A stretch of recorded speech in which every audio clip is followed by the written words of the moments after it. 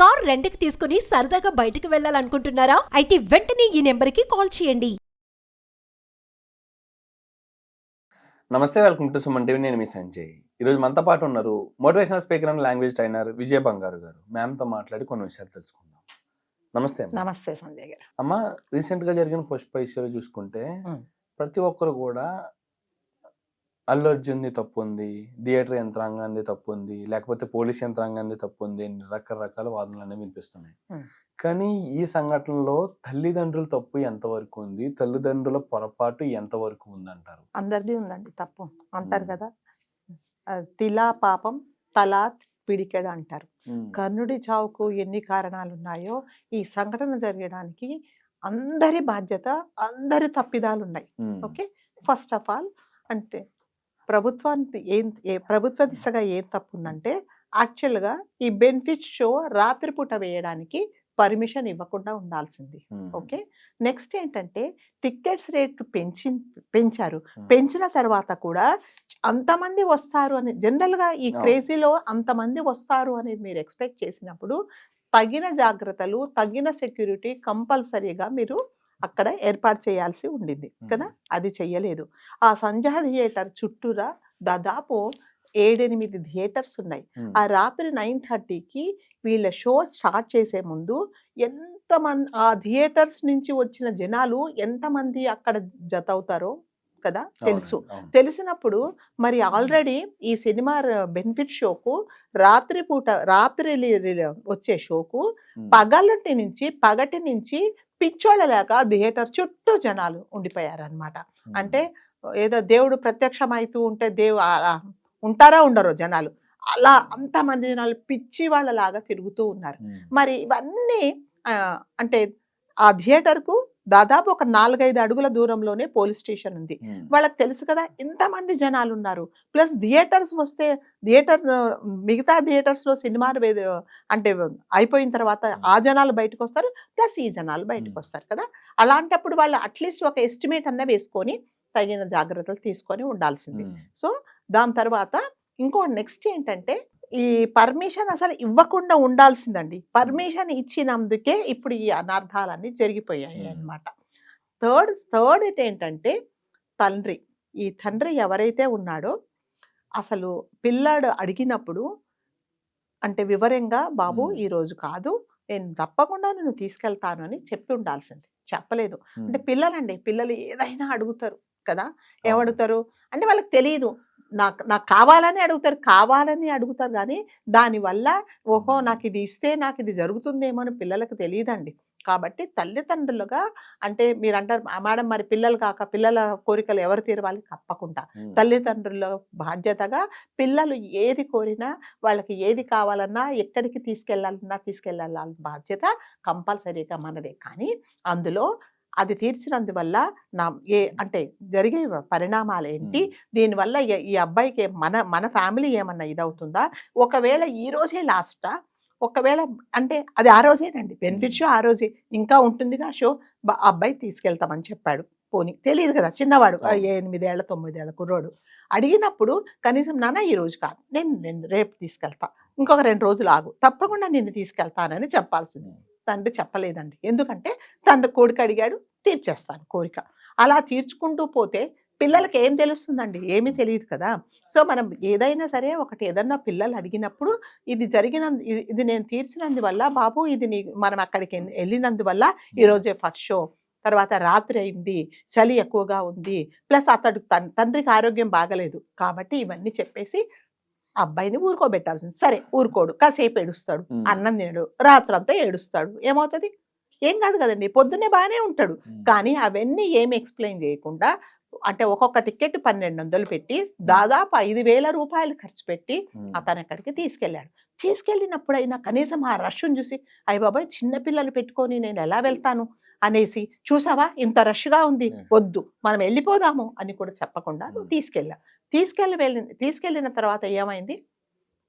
అంటే ఇప్పుడు ఇందులోనండి ఈ సంఘటన ఎవ్వరు అనుకోని కావాలని చేసిందైతే ఎవరు కాదండి, ఎవ్వరికి లేదు. తండ్రికి కానీ, తల్లికి కానీ, లేకపోతే ఆ సినిమాకి సంబంధించిన వాళ్ళకి కానీ థియేటర్స్ వాళ్ళకి కానీ ఎటువంటి అంటే అసలు వాళ్ళకి ఐడియా కూడా లేదనమాట. ఎవరు కూడా కావాలని ప్రాణాలు పోగొట్టుకోరు, ప్రాణాలు తీయరు. అవును. కాబట్టి ఇదంతా ఏంటంటే మీరు ముందు జాగ్రత్తలు తీసుకోనందువల్లనే ఇలాంటివన్నీ జరిగాయి. పిల్లలు తల్లిదండ్రులుగా మళ్ళీ చెప్తున్నా, పిల్లల బాధ్యత, ఆ పిల్లల కోరికలు తీర్చాల్సిన బాధ్యత మనదే. కానీ ఏంటి ఇది జరిగినందువల్ల, ఇది తీర్చినందువల్ల నీకు రేపొద్దున ఏమవుతుంది, ఒకవేళ నేను పోస్ట్ పోన్ చేస్తే ఏం కాదండి, ఏమవుతుంది 2 రోజుల తర్వాత నువ్వు చూస్తావు. అవును. సరే ఇప్పుడు చూడండి, అంటే ఆ కుర్రోడట ఏమంటాడంటే ఆ తండ్రి, పుష్ప అని పిలిస్తేనే పలుకుతాడు మా వాడు, రీల్స్ చేస్తాడు. 7-8 వాళ్ళు రీల్స్ చేయడం ఏంటండి, చదువుకోవాల్సిన వయసులో రీల్స్ ఏంటి, అలా ఎంకరేజ్ చేస్తే పుష్ప అంటే పలుకుతాడు, పర్ఫెక్ట్. మరి రేపు పొద్దున పిచ్చి పుల్లయ్య అని ఇంకో సినిమా తీస్తాడు ఆ హీరో, అంటే అప్పుడు పిచ్చి పుల్లయ్య అంటేనే పలుకుతాడా?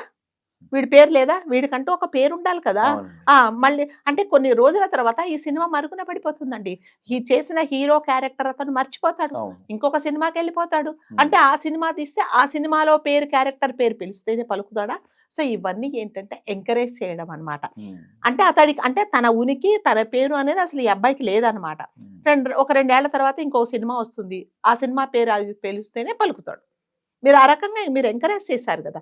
కాబట్టి ఎవరైనా తల్లి అయినా కానీ, తండ్రి అయినా కానీ, ఇంటి పెద్దలు కూడా పిల్లలకు అంటే కోరికలు కంపల్సరీగా తీర్చాలండి. కానీ ఏది తెరవాలి, ఏది తెరవకూడదు. ఇప్పుడు చూడండి, ఆ కుటుంబానికి ఈ సినిమా వచ్చింది, వెళ్ళిపోతుంది. కొన్ని సంవత్సరాలతో అందరూ ఆ సినిమాలు మర్చిపోతారు. కానీ జీవితాంతం మీరు బతుకునన్ని రోజులు ఈ సినిమా వల్ల మీకు జరిగిన, ఈ కుటుంబానికి జరిగిన నష్టాన్ని మాత్రం మీరు మర్చిపోతారా? ఆ ఇంటికి ఒక భార్య లేదు, అతనికి ఒక భార్య లేదు, తల్లి లేదు, ఆ ఇంటికి కోడలు లేదు, పిల్లలకు తల్లి లేదు. రేపొద్దున నిజంగానే భగవంతుడి దయ వల్ల ఆ అబ్బాయి బతకాలని, మంచి కోలుకోవాలని కోరుకోదాం. కోలుకొని ఇంటికి వచ్చిన తర్వాత మా అమ్మ ఏది అని అడుగుతాడు కదా. అడిగినప్పుడు నువ్వేం చెప్తావు, ఏం సమాధానం చెప్తావు? నువ్వు నానా నీతో పాటు సినిమాకి వచ్చింది, చనిపోయిందని చెప్తావా? చెప్పినప్పుడు మరి హాస్పిటల్లో దాదాపు చావు అంచు వరకు వచ్చి భగవంతుడి దయ వల్ల మిరాకిల్ జరిగి బతికి ఇంటికి వచ్చినప్పుడు నువ్వు అలాంటి షాకింగ్ న్యూస్ చెప్తే ఆ అబ్బాయి పరిస్థితి ఏంటి? మరి అవన్నీ ఆలోచించుకున్నావా నువ్వు? లేదు. అంతసేపు వచ్చి అడిగాడు తీసుకెళ్తా కాదండి, అది కాదు. ఇప్పుడు తల్లిదండ్రులు ఏ విధంగా అంటున్నారంటే అమ్మ, ఒకప్పుడు కొంతమంది ఆర్థిక పరిస్థితులు బాగోకో సంథింగ్ వాళ్ళ పరిస్థితులు అనుకూలించుకో పిల్లలు అడిగిన కొన్ని ఇవ్వలేకపోయేవారు. అవునండి. కానీ ఇప్పుడు ఏంటంటే డబ్బులు ఉన్నాయి మన దగ్గర, నేను సంపాదిస్తున్నాను, నా పిల్లవాడు అడిగిన ప్రతిదీ ఇస్తా, వాడు అడిగిన ప్రతి కోరికని తీరుస్తా. నేను చిన్న వయసులో నేను అలాంటి జీవితం అనుభవించలేకపోయాను, నా పిల్లవాళ్ళకి లగ్జరీ లైఫ్ ఇస్తానని చెప్పేసి అనుకుంటున్నారు. అదేనండి. ఇప్పుడు నేనేం చెప్తున్నానంటే, అసలు సినిమాకు తీసుకెళ్ళను అని అనొద్దు బాబు. చెప్పు, ఈరోజే రిలీజ్ అయింది, చాలా రష్ గా ఉంటుంది, మనం వెళ్ళలేము, ప్లస్ చీకటిగా ఉంది, 2 రోజుల తర్వాత తీసుకెళ్తా. అసలు తీరవద్దని చెప్పొద్దండి. అలా చెప్పినప్పుడు ఏడుస్తాడు, మళ్ళీ చెప్తాను, ఏడుస్తాడు కాసేపు. ఎందుకంటే పిల్లలు ఏదైనా వాళ్ళకి కావాల్సింది మనం ఇవ్వకపోతే కంపల్సరీగా ఏడుస్తారు. కానీ వాళ్ళను మనము అంటే బుజ్జగించాల్సిన బాధ్యత మనదే. ఈ రోజు అది అడిగాడు, రేపొద్దున ఇంకొకటి అడుగుతాడు, నీకు వీలు కాకుండా కూడా ఇచ్చావు. ఇప్పుడు ఏమైంది, ఎవరు నష్టపోయారు? వాళ్ళు ఎవరో సినిమా తీసుకున్నారు, సరే వాళ్ళ ఇన్ఫ్లుయెన్స్ ఉపయోగించో, వాళ్ళ ఏదో ఉపయోగించి వాళ్ళు బయటపడిపోతారు, వాళ్ళు సేఫ్గానే ఉంటారు. నువ్వు కదా, అఫ్ కోర్స్ ఇప్పుడు అందరూ వచ్చారు, నీకు డబ్బులు ఇచ్చారు, ఫైనాన్షియల్ గా ఏమీ ప్రాబ్లం లేకపోవచ్చు, కానీ ప్రాణం పోయింది కదండి. ఇంట్లో ఒక మనిషి అనేది లేదు కదా, పిల్లలకు తల్లి లేదు కదా. మరి రేపొద్దున మళ్ళీ నేను చెప్తున్నా, అబ్బాయి హాస్పిటల్ నుంచి కోలుకొని ఇంటికి వచ్చిన తర్వాత మా అమ్మ ఏది అంటే నువ్వేం చెప్తావు? సమాధానం ఏం చెప్తావు? ఆ సినిమా వచ్చింది, పోయింది, ఇట్లాంటి ఇంతకంటే 100 రోజులు తర్వాత సంవత్సరాల తరబడి ఆడిన సినిమాలు కూడా వచ్చాయి, పోయినాయి, మర్చిపోయారు జనాలు. అట్లాగే ఈ సినిమాను కూడా కొన్ని రోజుల తర్వాత మర్చిపోతారండి. అప్పుడేంటి కానీ మీరు మర్చిపోతారా? పుష్ప 2 అనేది మీ జీవితాంతం, మీ ఇంట్లో, మీ ఫ్యామిలీలో, మీ బంధువర్గంలో, మీ కుటుంబము, మీ వంశం అంతరికి ఇది ఒక్కటి గుర్తుంటది. నేను మర్చిపోతా, మీరు మర్చిపోతారు, అందరూ మర్చిపోతారు, ఈవెన్ యాక్ట్ చేసిన హీరో కూడా మర్చిపోతాడు. కానీ జీవితాంతం మీరు బాధపడతారు కదా. వీటన్నిటికీ ఏంటి కారణం అండి? ఏంటి కారణం? నువ్వు ఆ రోజు తీసుకెళ్ళినందుకే ఇది జరిగింది. ఉంటే అంటే మళ్ళీ అందరూ అడగొచ్చు, ఏం పిల్లల్ని తప్పకుండా తీసుకెళ్ళండి. కానీ వాళ్ళు కోరిన కోరిక ఎలాంటిది, ఇప్పుడే తీర్చాల్సిందా, లేకపోతే వాళ్ళని మనం ఏమైనా పుజ్జగిస్తే వింటారా? వినకపోయినా పర్వాలేదు అంటే ఇప్పుడు జరిగిన నష్టం కంటే కాసేపు ఏడుస్తాడు, అన్నం తినడం మానేస్తాడు, మారం చేస్తాడు, తర్వాత ఏం చేస్తాడు? మర్చిపోతాడు. అంతే కదా, రేపొద్దున్న చూపిస్తారు, ఇదిగో పేపర్లో ఇదిగో పలాని హీరో వచ్చాడు ఇంత రష్తో, అవునా అవునా మనం వెళ్ళందే మంచిదని వాడే అంటాడు. సో నేను చెప్పడం ఏంటంటే తీరవండి, తప్పకుండా తల్లిదండ్రులుగా మనదే బాధ్యత. మన పిల్లలను సంతోషంగా పెట్టాల్సింది. మనము చిన్నప్పుడు అనుభవించనివన్నీ వాళ్ళు చూస్తే, వాళ్ళు చేస్తూ ఉంటే, వాళ్ళు అనుభవిస్తే మనం నిజంగా సంతోషపడతాం. కానీ దానికి ఏంటి లిమిటు, ఏది తీరవాలి ఏది తీరవకూడదు అనేది మాత్రం కంపల్సరిగా ప్రతి తల్లి తండ్రి గుర్తుపెట్టుకోవాలి. ఈ సంఘటనలో తండ్రిది కూడా తప్పకుండా బాధ్యత అయితే ఉందండి. సో ప్రతి ఒక్కరు ఇప్పుడు నేర్చుకోవాల్సింది ఏంటంటే, పిల్లలు కోరిన కోరికలు తప్పకుండా తీరవండి, కానీ దాని ప్రయారిటీ ఏంటి, ఇది అవసరమా, ఈ పిల్లోడికి ఇది ఇవ్వడం అవసరమా అనేది మాత్రం కంపల్సరీగా నేర్చుకోవాలి, తెలుసుకోవాలి ఫస్ట్ ఆఫ్ ఆల్. ఇప్పుడున్న ప్రతి తల్లిదండ్రులు కూడా పిల్లలకి కోరికలు తీర్చాలనుకుంటున్నారు తప్పితే అది ఆ కోరికాడికి ఎంతవరకు కరెక్ట్, ఎప్పటి తీర్చొచ్చు అన్న విషయం ఆలోచించట్లేదు.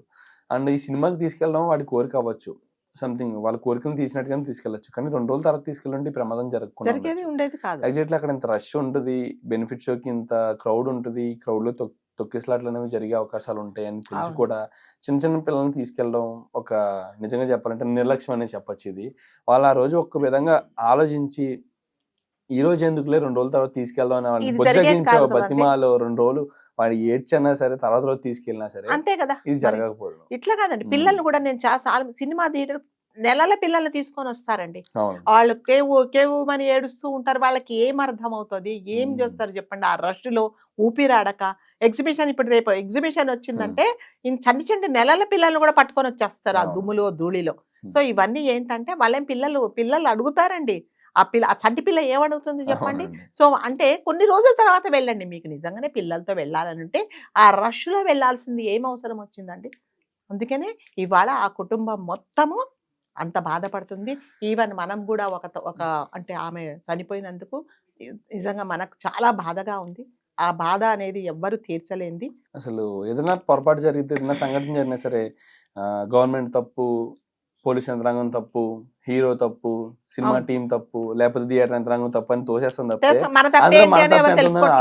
ఇందులో ఈ తప్పు జరగడానికి, ఈ నష్టం జరగడానికి, ఇవాళ మీ ఇంట్లో ఒక ప్రాణం పోవడానికి నా బాధ్యత ఏంటి, నా పాత్ర ఏంటి, నాదేం బాధ్యత లేదా, నా తప్పేమి లేదా అని తెలుసుకోవటం లేదండి. ప్రతి ఒక్కరు ఏదన్నా జరిగితే ఒక్కరి వల్ల తప్పు జరగదండి, దాని చుట్టూరా చాలా మంది ఉంటారు.